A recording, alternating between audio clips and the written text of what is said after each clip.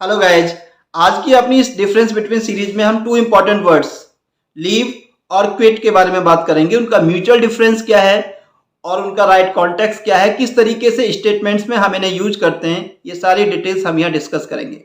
First of all हम discuss करते हैं क्विट। तो जैसा कि आप स्क्रीन पर देख पा रहे हो, क्विट पार्ट्स ऑफ स्पीच के पॉइंट ऑफ व्यू से वर्ब है और इसकी फॉर्म्स क्या है, प्रेजेंट फॉर्म क्विट है, पास्ट फॉर्म क्विट है और पास्ट पार्टिसिपल भी क्विट है और प्रेजेंट पार्टिसिपल यानी फोर्थ फॉर्म इसका क्विटिंग है। इसका कॉन्टेक्स्ट क्या है, अगर कोई बंदा है वो कोई एक्शन कोई काम अक्सर करता है और अब वो उस काम को पूरी तरह से परमानेंटली स्टॉप कर देता है, तो उसके लिए उस कॉन्टेक्स्ट में वर्ड यूज किया जाएगा quit.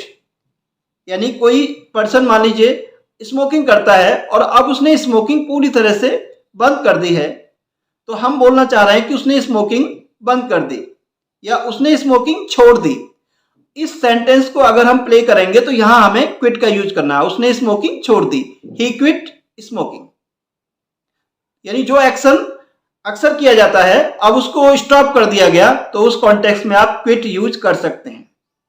Right, he quit walking with me. तो कोई भी ऐसा सेंटेंस हो सकता है। I hope you have got my point. अब हम बात करते हैं सेकंड वर्ड, वो है लीव। स्क्रीन पर आप देख सकते हैं पार्ट्स ऑफ स्पीच के पॉइंट ऑफ व्यू से लीव क्या है, ये भी वर्ब है और इसकी फॉर्म्स क्या है, present form leave, past form left, past participle left और प्रेजेंट पार्टिसिपल लीविंग। इसका कॉन्टेक्स्ट क्या है, किसी लोकेशन से हट जाना। इस तरह के कॉन्टेक्स्ट में लीव का यूज हो सकता है। For example, the train leaves the station at 5 o'clock। Train station को 5 बजे छोड़ देती है। तो ऐसे कॉन्टेक्स्ट में जहां पे किसी लोकेशन से चीज हट जाती है, वो दोबारा भी आ सकती है लेकिन at that point of time वो वहां से हट जाती है, इस तरह के कॉन्टेक्स्ट में हम लीव का यूज कर सकते हैं। तो ये म्यूचुअल डिफरेंस है क्विट और लीव का। I hope you have got the mutual difference of these two words clearly. फिर भी अगर कोई आपका डाउट है तो कमेंट बॉक्स में शेयर करिए, आई विल हेल्प यू।